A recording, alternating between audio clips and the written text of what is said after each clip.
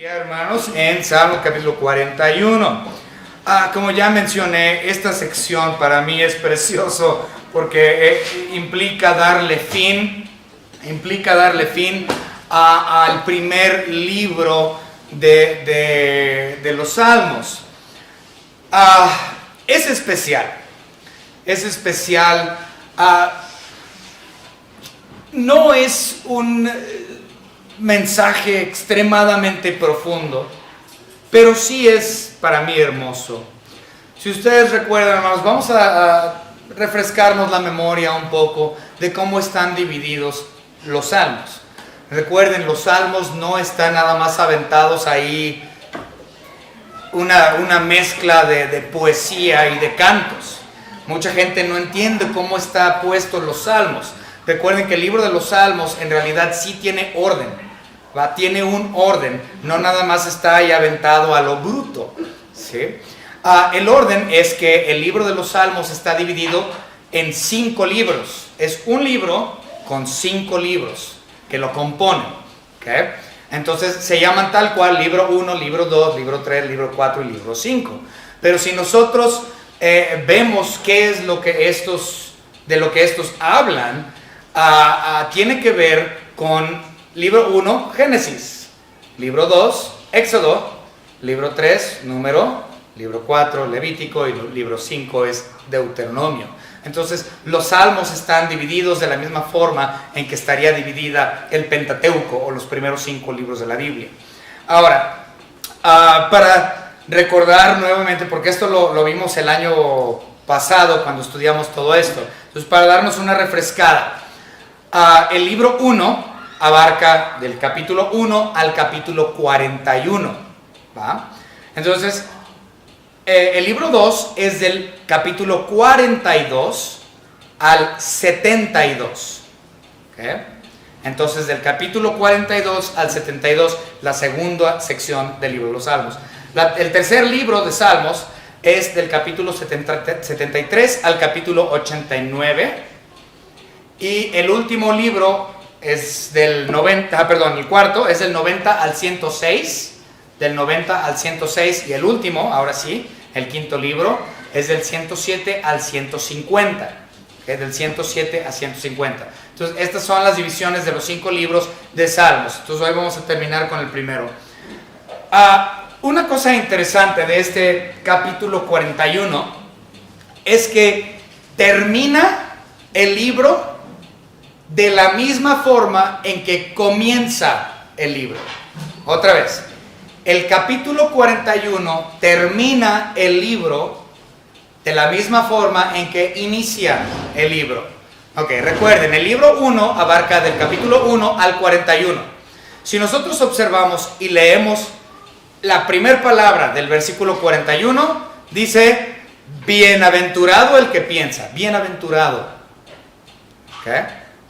Y si nosotros nos regresamos a Salmos capítulo 1 y versículo 1, dice, bienaventurado el varón que. ¿Okay? Entonces, de la misma manera en que empieza el primer libro de los Salmos, Génesis, es de la misma manera en que culmina el libro. Podríamos decir, no sé si este es el término correcto, pero yo creo que son, creo que así se llama, los sujetalibros. ¿Sí saben qué son los sujetalibros?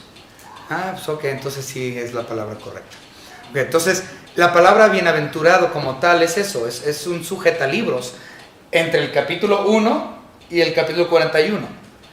Y todo lo de en medio son los libros, ¿no? Podríamos decir. Entonces, donde inicia el capítulo 1 y donde termina el capítulo 41, la palabra bienaventurado es el sujetalibros y todo lo demás está al centro de ellos. Eso es algo muy interesante. También es interesante notar, y esto también ya lo habíamos mencionado hace más de un año cuando empezamos a estudiar el libro de Salmos, una cosa importante para notar y recordar es que al final de cada libro hay una doxología. Otra vez, al final de cada libro, de los 5, al final de cada libro hay una doxología. Okay, ¿qué es una doxología? Una doxología es alabanza, adoración, y bendición al nombre de Dios. Es el enaltecer a nuestro Señor. Entonces, cuando alguien dice que es una doxología, es cuando yo alabo, adoro, bendigo el nombre de mi Señor Dios. Eso es una doxología. ¿Okay? De hecho, bueno, vamos a hablar un poco más del tema cuando lleguemos ahí, pero vamos a ver estas doxologías, ¿va? Vamos a verlas rápidamente antes de empezar nuestro estudio con una oración. Vamos a ver las doxologías. Obviamente les mencioné que aquí hay una doxología, en el capítulo 41, que viene siendo el versículo 13. Si ustedes leen el versículo 13, ahí ven la doxología. Dice, bendito sea Jehová, el Dios de Israel, por los siglos de los siglos. Amén y amén. ¿Okay? Entonces, una bendición al nombre de Dios, una bendición, una adoración, una alabanza a la persona de nuestro Señor Dios. Eso es una doxología. ¿Okay? Y podemos ir rápidamente al capítulo 72. Vamos rápidamente al capítulo 72 y vamos a ver los versículos 18 y 19. Aquí es la doxología del segundo libro. 18 y 19 dice, bendito Jehová Dios, el Dios de Israel, el único que hace maravillas. Bendito su nombre glorioso para siempre, y toda la tierra se llena en su gloria. Amén y amén. ¿Okay? Esa es la segunda doxología. La tercera doxología, al final del tercer libro, lo vemos en el capítulo 89 y versículo 52. La palabra de Dios en el 89, 52 dice, bendito sea Jehová para siempre. Amén y amén. ¿Okay? También lo podemos ver en el 106, 48. 106, 48. Dice, bendito Jehová Dios de Israel desde la eternidad y hasta la eternidad. Y diga todo el pueblo, amén, aleluya. También lo podemos ver en el 150. Y en sí, todo el Salmo 150 completito, cada uno de los versículos del Salmo 150 es una doxología completa. Entonces no vamos a leer el 150 entero, porque todo es en sí una doxología. Entonces, al final de cada uno de los 5 libros de Salmos, nosotros vemos una doxología o una bendición para con el nombre de Dios. Entonces, vamos a ver, hermanos, antes de comenzar con la oración, vamos a ver el bosquejo. Vamos a ver el bosquejo de cómo está estructurado el capítulo 41. El capítulo 41 está dividido, podríamos decir, en 4 puntos. El primer punto sería del versículo 1 al 3. Desde el 1 al 3 vemos el primer punto, donde habla acerca del sustento de Dios para aquellos que piensan y aman a los pobres. ¿Okay? Para los que piensan y aman a los pobres, hay bendición de Dios. Entonces ese es el punto número 3 de versículos 1 al 3. Perdón, punto número 1 de los versículos 1 al 3. El segundo punto del bosquejo es de los versículos 4 al 10. Versículo 4 al 10, donde es en realidad un lamento. David está levantando un lamento porque está diciendo, Señor Dios, me buscan para matarme. El típico de David, ¿no? Me buscan para matarme, ese es mi lamento. Versículos 4 al 10. Tercer punto, versículos 11 y 12, podemos ver una confianza de David en Dios, donde él dice, yo sé, Señor, y estoy confiado en que tú me vas a sostener, tu sustento en mi vida. Entonces, ese es el cuarto punto. El tercer punto, y obviamente el cuarto punto que ya mencionamos, el versículo 13 solo, que es la doxología como tal. ¿Okay? Entonces, 4 puntos. Dios sustenta a los pobres, versículo 1 al 3. El lamento de David por los que buscan su muerte, versículos 4 al 10. La confianza que David tiene en Dios para sustentarlo en contra de sus enemigos que quieren matarlo. Y por último, versículo 4, la doxología. ¿Okay? Entonces, así es como viene dividido el capítulo 41. Vamos a empezar, hermanos, con una oración. Señor Padre, le damos gracias por su palabra. Gracias, Señor, por este hermoso, hermoso fin de este primer libro de Salmos. Gracias, Señor, le damos porque después de muchos, muchos meses usted nos ha permitido llegar hasta este punto en nuestro estudio, por lo cual, Señor, estamos sumamente agradecidos. Gracias, Señor, le damos porque mañana vamos a poder ir allá con nuestros hermanos huicholes y espero, Señor, que nosotros podamos ser de edificación para nuestros hermanos, realmente de apoyo, Señor, usted sabe que nuestros hermanos requieren de mucha ayuda y para nosotros es un privilegio poder ser utilizado como instrumento suyo, Señor, para ir y trabajar con nuestros hermanos y aquellos huicholes que están allá que aún no conocen tu evangelio. Gracias, Señor, por utilizarnos. En el nombre precioso de su Hijo Jesucristo, nuestro Salvador. Amén. Amén.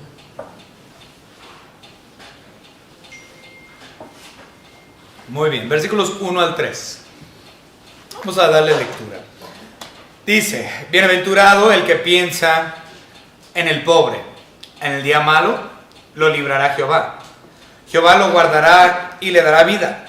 Será bienaventurado en la tierra y no lo entregarás a la voluntad de sus enemigos. Jehová lo sustentará sobre el lecho del dolor. Mullirás toda su cama en su enfermedad. Realmente hay mucho en estos primeros 3 versículos. Mucho más de lo que les voy a poder explicar en este momento. Pero vamos a darle por lo menos una buena introducción. Estos 3 versículos son interesantes. La razón por la cual son interesantes es porque están basados en tanto el pacto abrámico como en el pacto palestino. Otra vez, regresando al pacto. Muchas personas no entienden los pactos. Recuerden, los pactos son para con Israel, para empezar. ¿Okay? Y ya los habíamos mencionado el otro día. Pacto edénico, adánico, noénico, abrámico, mosaico, davídico, palestino, nuevo pacto. ¿Okay? Estos son los pactos que Dios ha hecho con Israel. Son 8. ¿Okay? El más importante de estos es definitivamente el pacto séptuplo. Es decir, el pacto que está en 7 partes, que está, o lo podemos localizar en Génesis capítulo 12, que es el pacto abrámico. Génesis capítulo 12, y posteriormente se extiende en el 15 y en el 17 y en el 21, y hay extensiones. Pero bueno, entonces estos primeros 3 versículos son interesantes porque están basados sobre el pacto abrámico y el pacto palestino. Entonces, nuevamente, no nos vamos a meter en muchos detalles, pero sí quiero que abran sus ojos a esta realidad.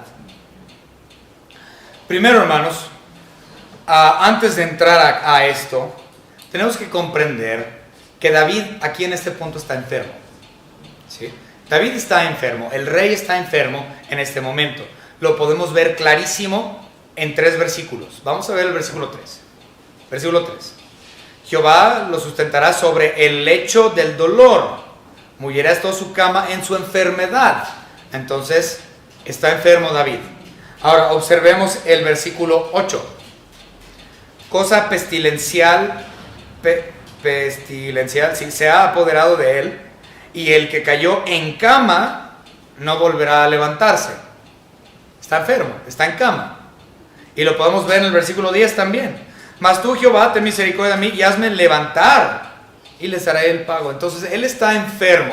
David está pasando por un tiempo físico, anda mal. Y de hecho, estos primeros 3 versículos son algo controversiales. Como les mencioné, están basados sobre el pacto abrámico y el pacto palestino. Y ahorita vamos a hablar de eso. Ahorita nos vamos a meter en ese rollo. Pero es controversial por el hecho de quién lo dice. ¿Okay? Hay 2 posturas. Una es que David está en cama, de plano en cama, no puede hacer nada. Y quien está levantando estas palabras en versículos 1, 2 y 3 no es David, sino que es su médico o posiblemente el sacerdote que está sobre la cama de David sirviéndole. ¿Okay? La razón por la cual está escrito o se cree eso es por las siguientes palabras. Dice la palabra librará, guardará. ¿Qué dice más? Bueno, será bienaventurado, le guardará, le dará vida, no le entregarás. Entonces está hablando de David, pero desde alguien más hablando. ¿Va? Y si ustedes observan ya en el versículo 4, aquí es donde empieza a hablar David y dice, en el versículo 4, yo dije. ¿Sí? Entonces, muchas personas, muchos comentaristas creen que versículos 1, 2 y 3 no fueron dados o levantados por David, sino que esas palabras fueron por un médico que lo estaba observando en su cama o por un sacerdote que estaba ahí ya dándole los últimos óleos, ¿no? Por así decirlo, ¿no? Ya estaba ahí a punto de morir. Entonces está levantando esta petición, ya sea el sacerdote o el médico. Pero hay una segunda postura, por lo cual es controversial. La segunda postura es que simplemente son palabras de David, pero que David está hablando de sí mismo en tercera persona. ¿Okay?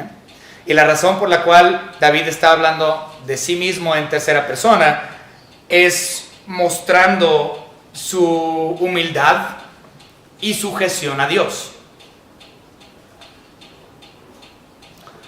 Aunque ciertamente hemos visto a David hablar de él mismo en tercera persona en otros capítulos, mi postura muy personal es que este no es el caso. Lo más seguro, o por lo menos mi postura, otra vez, es que yo creo que es otro individuo que está levantando estas palabras en los versículos 1 al 3. Aunque nuevamente no podemos estar cierto, porque otra vez son especulaciones y ha sido posturas debatibles por centurias. Y mi postura en realidad no tiene nada que ver aquí. Pero bien, vamos a avanzar, hermanos. Vamos a avanzar. Entonces eso es interesante. Les mencioné que esto es parte del pacto.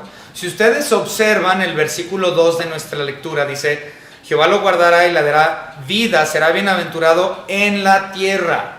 Ok, la bienaventuranza de la tierra, recuerden, son bendiciones que Dios hizo dentro del pacto con los israelitas. Vayamos a ver Génesis capítulo 12, los primeros 3 versículos, que viene siendo la promesa séptupla original a Abraham. 1 al 3 vamos a leer.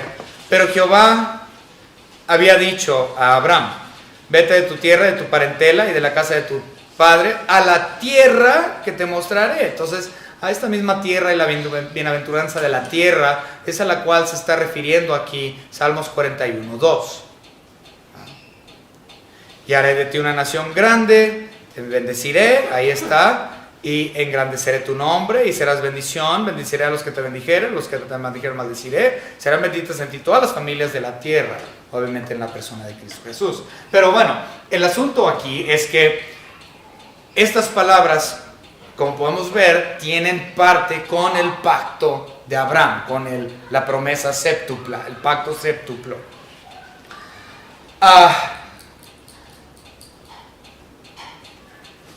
Bueno, este pacto, recuerden, o extensiones del pacto, ya serían como el pacto palestino y el pacto davídico, que son extensiones del abrámico en referencia a la tierra y a la descendencia. Pero veamos unos versículos en particular de Deuteronomio y observemos la similitud entre estos versículos de Deuteronomio 7 y lo que estamos leyendo en los primeros 3 versículos de Salmo 41. Entonces vamos a verlo. Deuteronomio 7, vamos a ver la similitud, vamos a verlo. Deuteronomio 7, 13 al 16. Esto es parte del pacto, lo que estamos leyendo aquí en Deuteronomio. Entonces vamos a verlo. Deuteronomio 7, 13 al 16 dice: y te amará, te bendecirá y te multiplicará y bendecirá el fruto de su vientre y el fruto de tu tierra. Ahí está la tierra. Okay. Tu grano, tu mosto, tu aceite, la cría de tus vacas y los rebaños de tus ovejas en la tierra que juró a tus padres que te daría. Okay. Bendito serás más que todos los pueblos, no habrá en ti varón ni hembra estéril en tus ganados. Observen aquí, y quitará Jehová de ti toda enfermedad. Y es lo que estamos viendo en la petición que se está levantando en los versículos 1 al 3. ¿Okay? Hay referencia a la tierra, en la bendición de la tierra, y hay referencia a la curación de la enfermedad, que es lo que estamos viendo en el 41, 1 al 3. Y todas las malas plagas de Egipto que tú conoces no las pondrás sobre ti, antes las pondrás sobre todos los que te aborrecen, y consumirás a todos los pueblos que te da Jehová tu Dios, si no los perdonas tu ojo, etcétera, etcétera. Entonces, y eso habla de los enemigos, ¿okay? Que Dios va a tener victoria sobre los enemigos. Entonces, si nosotros observamos Salmos 41, de eso trata. Señor, bendice a esta persona, engrandécelo, guárdalo, bendice a los moradores de la tierra que tú le prometiste, quítale la enfermedad y ten victoria sobre los enemigos. ¿Okay? Entonces, todo el Salmo 41 en realidad está basado sobre el pacto abrámico y las extensiones de los pactos. Muy bien. Entonces, como les digo, podríamos hablar acerca de esto por horas y horas y horas, pero no es el caso, no es lo que queremos hacer, queremos avanzar.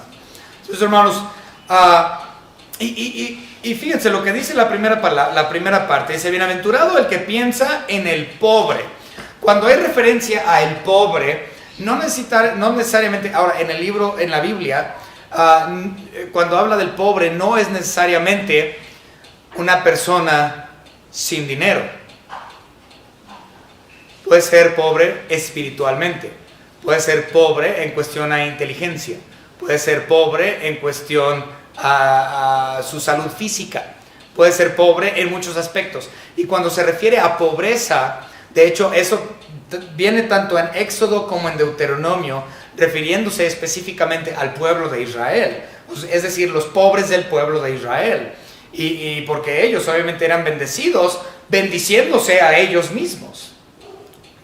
Eso también era parte del pacto abrámico, por cierto. Entonces, el asunto aquí es, David fue muy bueno con los pobres. David fue muy bueno con Saúl. ¿Okay? Entonces, nuevamente, Saúl era rico, era rey. Entonces, su pobreza no era una pobreza de dinero, su pobreza era una pobreza espiritual, una pobreza que no tenía paz. ¿Okay? Y David fue muy bueno por medio al ayudar a Saúl con su pobreza espiritual. ¿Okay? Pero David no nada más fue bueno con Saúl. David fue bueno con el nieto de Saúl, Mefiboset. Si ustedes se acuerdan, Mefiboset tenía un problema físico. Él estaba discapacitado. Entonces él tenía pobreza en cuestión a salud. ¿Okay? Y David lo metió en su casa y David lo puso a su mesa y le dio todo. Y David mostró de su misericordia hacia el pobre Mefiboset, al igual como lo hizo con su abuelo Saúl.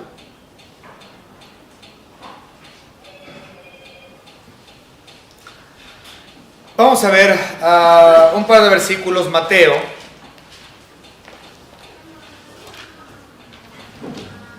capítulo 5 y versículo 7.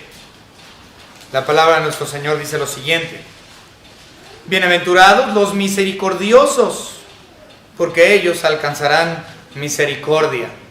Entonces, David había sido misericordioso con Saúl y con Mefiboset y con el pueblo hebreo, y ahora él está buscando la misericordia de Dios, porque él había sido misericordioso con los pobres. Vamos rápidamente también en el Nuevo Testamento, el siguiente, en Lucas, vamos a Lucas, vamos a leer capítulo 6, vamos a leer los versículos 37 y 38, 6, 37 y 38. No juzguéis y no seréis juzgados, no os condenéis, y no seréis condenados, perdonad y seréis perdonados. Dad y se os dará. Medida buena, apretada, remecida, rebosando, la dan en vuestro regazo, porque con la misma medida con que medís, os volverán a medir.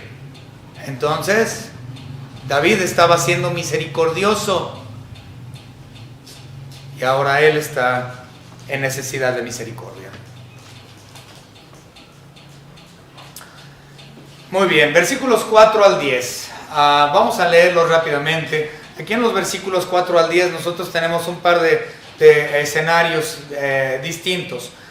Bueno, de hecho son tres, ¿va? Digo escenarios porque del versículo 4 al versículo 10 tenemos tres tipos de personajes.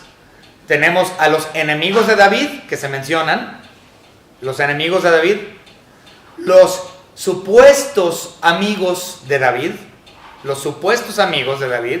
y después tenemos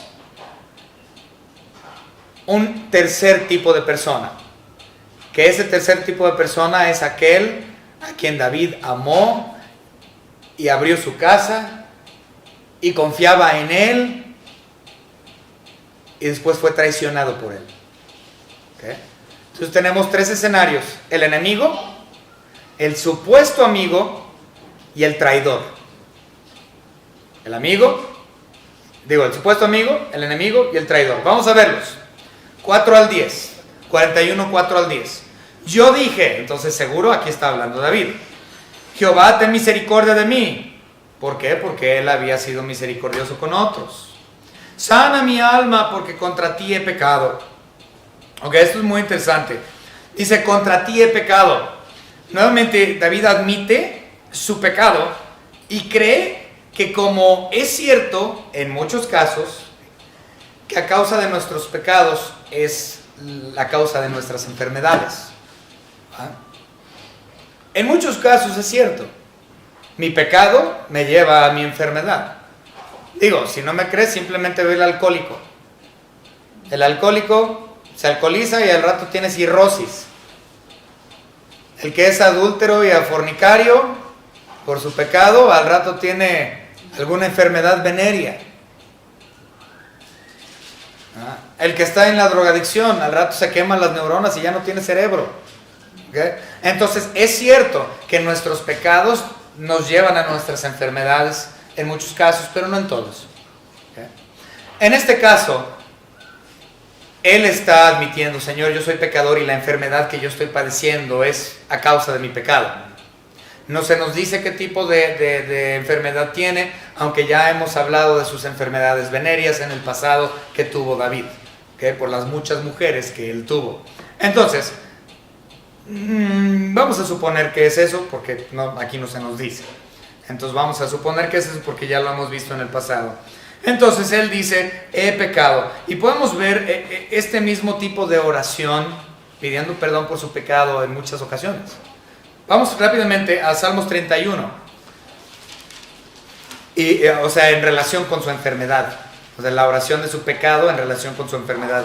Salmos 31 y versículo 10. Dice: porque mi vida se va gastando de dolor y mis años de suspirar.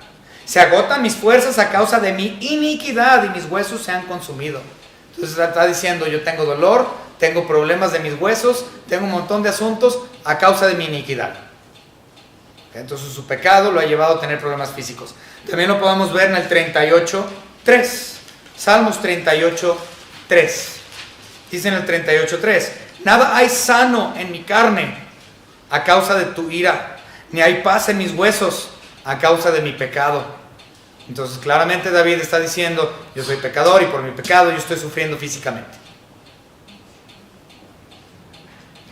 También ahí mismo en 38:18: por tanto confesaré mi maldad y me contristaré por mi pecado. También lo podemos ver en Salmos 40 y versículo 12. 40:12: porque me han rodado males sin número, me han alcanzado mis maldades y no puedo levantar la vista. O sea, ya está ciego a causa de su pecado, dice. Se han aumentado más que los cabellos de mi cabeza y mi corazón me falla. Tiene problemas cardíacos, tiene problemas de ceguera, tiene un montón de asuntos a causa de su pecado. Entonces, no es la primera vez donde David está diciendo: Señor Dios, por mi pecado estoy padeciendo esto. Por favor, ten misericordia de mí. Y Si es tu voluntad, quítamelo. ¿Okay? Pero una de las cosas muy interesantes que a mí me llamó mucho la atención, a pesar de que él está diciendo, yo soy pecador y estoy pagando las consecuencias de mi pecado físicamente, me llama la atención que él dice, no he perdido mi integridad. No he perdido mi integridad. Dios me ha guardado íntegro a pesar de su pecado. Vamos a ver el versículo 12. Dice 41:12. En cuanto a mí, en mi integridad me has sustentado y me has hecho estar delante de ti para siempre. O sea, a pesar de nuestro pecado, Dios nos sustenta íntegros por su integridad. No es que yo sea íntegro, la verdad, yo soy como dijo Pablo, de los pecadores, yo soy el primero. Yo no soy una blanca palomita, yo no soy íntegro por mí mismo, no. Es porque Él sustenta mi integridad en Él, es su integridad o su justicia en mí, a pesar de que yo soy pecador. Esto es hermoso y ciertamente tiene mucho que ver con la doctrina de la salvación, de justificación como tal. Es hermoso. Ok, vamos a continuar. Versículo 5, 41:5. Mis enemigos, ahí están. El primer personaje, les dije que eran 3. Es el primero, mis enemigos. Mis enemigos dicen mal de mí, preguntando, ¿cuándo morirá y perecerá su nombre? Ya que se muera David. Para nosotros poder hacer lo que nosotros queremos, están buscando la muerte del rey. Entendemos claramente que los enemigos van a tener esos deseos en contra de nosotros, ¿no? En contra de sus enemigos, pues. Entonces es fácil comprender el versículo 5. Versículo 6. Aquí son los supuestos amigos que van a visitarlo. Entonces son los segundos personajes. Los primeros se comprenden, los enemigos. Estos son los segundos. Vienen a visitarlo a su casa, al palacio, a ver si está bien. Rey, ¿está usted bien? ¿Cómo te sientes, rey? Pero vamos a verlo. Mis enemigos, 6. Y si vienen a verme, o sea, sus amigos a visitarlos, hablan mentira. Observen esto, su corazón recoge para sí iniquidad y al salir fuera la divulgan. Me costó algo de trabajo comprender eso. Yo no entendía, pero se los voy a explicar de una manera muy práctica. Imagínense a David, que está acostado, enfermo, ¿no? Y vienen sus supuestos amigos, ¿no? Rey, ¿cómo estás? Y empiezan una conversación con el rey mientras él está convaleciente en la cama. Y pues el rey empieza a hablar y tienen este diálogo y ellos, el supuesto amigo, retiene en su corazón cierta información que el rey dijo y lo usan en su contra. Y cuando salen de la recámara de David, empiezan a tergiversar o cambian o tuercen lo que el rey dijo. Y lo usan en su propia contra. Es que el rey dijo esto y esto y esto y esto. Y el rey acá todo enfermo con vales. No, sí lo dije, pero así no lo dije. Entonces de eso trata el versículo 6. Entendiendo eso, vamos a volver a leer. ¿Okay?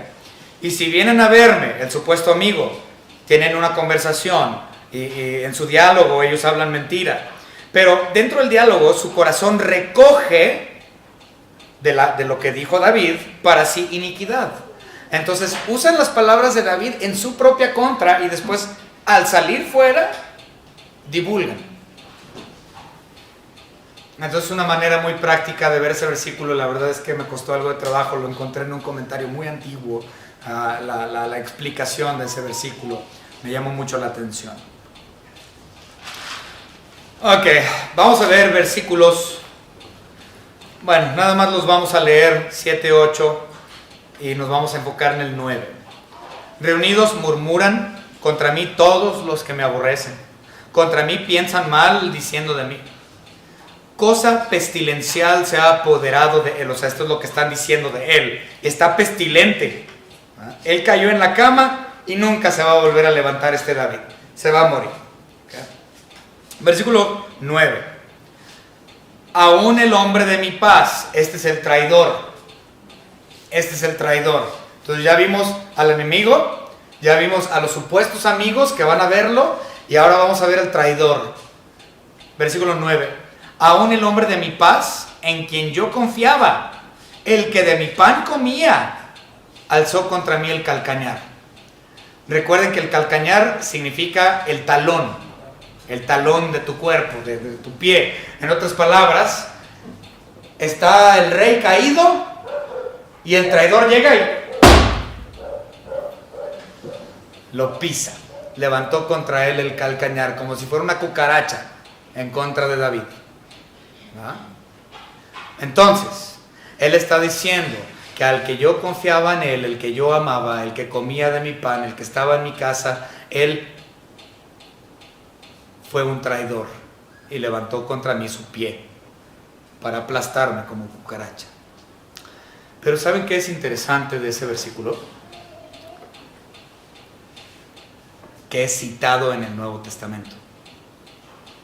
Ese versículo se cita en el Nuevo Testamento en referencia al traidor más grande de toda la historia, Judas Iscariote.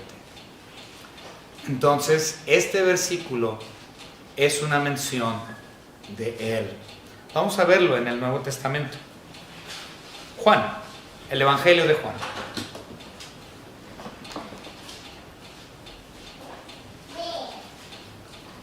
Capítulo 13, versículo 18. 13:18 dice: No hablo de todos vosotros.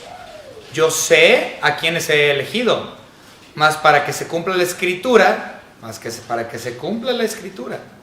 el que come pan conmigo, levantó contra mí su calcañar.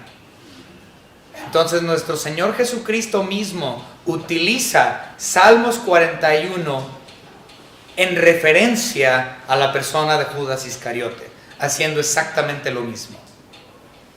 Pero si ustedes observan, hay una diferencia. La diferencia es que para David fue una sorpresa. La traición de su amigo fue una sorpresa. ¿Cómo? En el caso de Dios, de nuestro Señor Jesús, no fue una sorpresa. Él dice claramente ahí en Juan 13, dice: yo sé a quién he escogido. Y si ustedes observan, sí hay una diferencia entre Salmos 41:9 y Juan 13:18. La diferencia es cuando nuestro Señor Jesucristo hace referencia a Salmos 41:9, omite las palabras en quien yo confiaba. ¿Por qué? Porque nuestro Señor Dios jamás confió en Judas. Ya sabía quién era. No lo agarró de sorpresa. Pero a David sí. Y él sí confiaba en su traidor.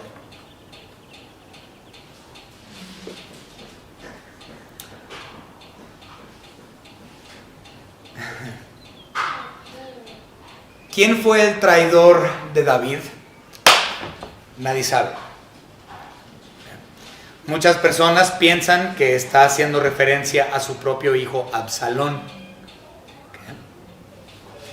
Quien comía de su pan, confiaba posiblemente en su hijo y lo amaba.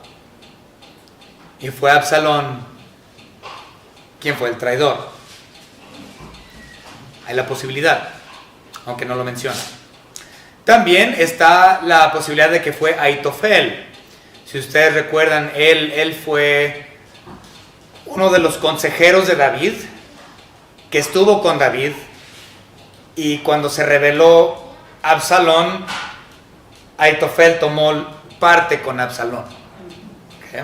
Entonces él pudo haber sido el traidor de David también. ¿Okay? Pero la realidad es que pues no sabemos, la Biblia no nos especifica quién es aquí el traidor. Pudieron haber sido muchos. ¿Okay? Pero vamos a ver tengo un par de versículos aquí para leerlo. Segundo Samuel, vamos rápidamente, segundo de Samuel, capítulo 11, y vamos a leer el versículo 3. Dice, envió David a preguntar por aquella mujer y le dijeron a aquella Betsabé, hija de Eliam, mujer de Urías. Ya sé por qué les puse esto. Sí es el versículo que quería, pero no. Ahí les va. La razón por la cual Ahitofel se enojó con David e hizo rebelión contra David e hizo alianza con Absalón, su hijo, fue porque Ahitofel no estaba de acuerdo con lo que David había hecho con Urías y Betsabé. ¿Okay?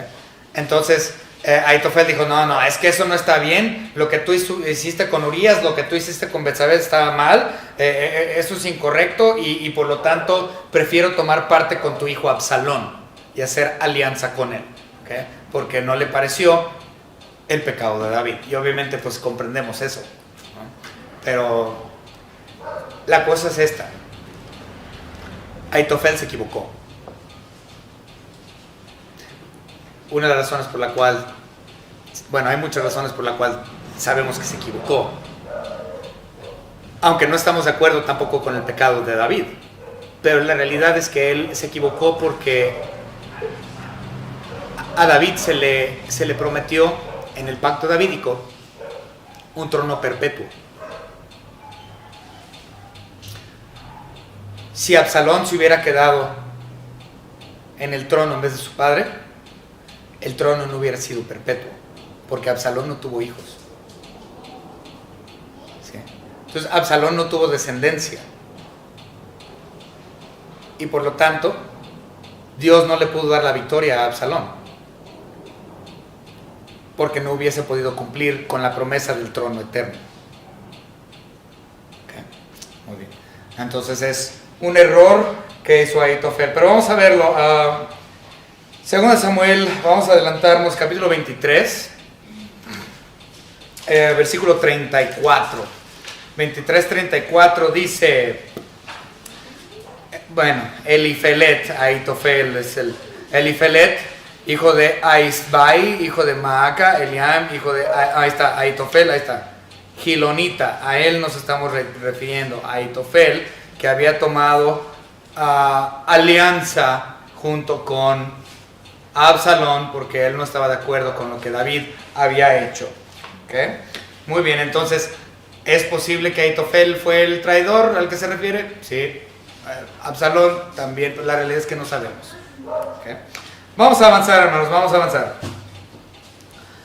10, 11 y 12 vamos a leer, hermanos. 10, 11 y 12. Mas tú, Jehová, ten misericordia de mí y hazme levantar y les daré el pago. Yo, Señor, voy a estar en contra de mis enemigos. Si tú tan solo me haces levantar de esta cama, la venganza, yo les voy a dar la ira. Ok. Yo creo que él estaba sintiéndose inútil en la cama, sabiendo que él podía destruir a todos sus enemigos en un abrir y cerrar de ojos. No podía, porque no podía salir de cama. Está diciendo, Señor, tú nada más levántame, yo les voy a dar su pago. Ok, pero nuevamente no creo que haya sido por cuestión de venganza tampoco. Pero bien, continuamos, versículo 11 y 12. En esto conoceré que te he agradado, que mi enemigo no se huelgue de mí. En cuanto a mí, en mi integridad me has sustentado, me has hecho estar delante de ti para siempre. Entonces nuevamente, a pesar de su pecado, que ya lo había mencionado de David, es interesante que en su integridad se mantiene ahí a causa de su sujeción y humildad a Dios. Vamos a ver Salmos capítulo 7. Salmo capítulo 7 y vamos a leer el versículo 8. Dice la palabra: Jehová juzgará a los pueblos, júzgame, oh Jehová, conforme a mi justicia y conforme a mi integridad. Lo está haciendo, Señor, júzgame conforme a mi integridad, pero nuevamente no es su integridad, sino la integridad de Dios en Él, o la justicia de Dios en Él. Si ustedes no recuerdan esta sección, hablamos mucho de esto cuando estudiamos Salmos capítulo 7. Entonces, si usted no estuvo aquí, puede regresar a ver los videos y estudiar este Salmo capítulo 7 acerca de esta porción de la Escritura en cuestión a justificación. Muy bien. Y versículo 13, como ya lo mencionamos, es la doxología. Hermanos, para el verdadero cristiano, el bendecir el nombre de nuestro Señor Dios debe ser primario. Es primario en nuestras vidas. Porque por Él somos, por Él estamos, por Él existimos, por Él vivimos, por Él estamos sustentados, por Él estamos protegidos, por Él estamos alimentados. Entonces, bendecir el nombre de aquel que es todo para nosotros debe de ser una cuestión primaria todos los días. De hecho, en el Sermón del Monte, una de las primeras cosas que los apóstoles querían saber pues era cómo oramos. Señor, ¿cómo oramos? Y nuestro Señor Jesucristo, ¿qué les dijo? Padre nuestro que estás en los cielos, y lo primero que dice, santificado sea tu nombre. Una doxología primaria. Lo primero es el enaltecer, glorificar, adorar, alabar el nombre de nuestro gran Señor y Salvador y Creador y Sustentador y nuestro todo, Dios Padre, Dios Hijo y Dios Espíritu Santo.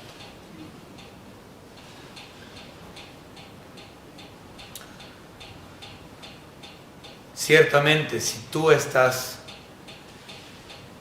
con el entendimiento y la práctica de dar doxología a Dios constantemente, yo estoy convencido que tú puedes decir, al igual que David, que a pesar de tus pecados te mantienes íntegro en Él.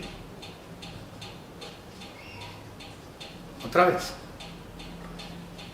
si tú puedes dar una doxología todos los días de tu vida como primario y servirle a Él como David le sirvió, a pesar de tus pecados, tú puedes considerarte íntegro delante de Dios por su justicia en ti. Espero que esto haya sido una bendición para ustedes. Ciertamente, la primera sección o el primer libro de Salmos, la idea es Dios delante de mí. Dios delante de mí. Vamos a orar. Señor Padre, gracias le damos por todo lo que nos ha dado. Gracias, Señor, por su salvación. Gracias, Señor, porque usted es sustentador de todas las cosas. Y confiamos, Señor, en usted diariamente para nuestra vida, para nuestro sustento, para el aire que respiramos. Señor, para nosotros que hemos sido salvos, que podemos dar una doxología siempre y constante, sabiendo, Señor, que usted es el más grande y no hay otro fuera de usted. Señor, que nosotros los santificados, Señor, gracias por habernos salvado, porque en su justicia hemos sido llamados íntegros, aunque no merecemos ese título. Gracias, Señor, le damos por todo, en el nombre precioso de nuestro Señor y Salvador Jesucristo, nuestro Dios, Señor y dueño. Le pedimos esto, Señor Padre. Amén.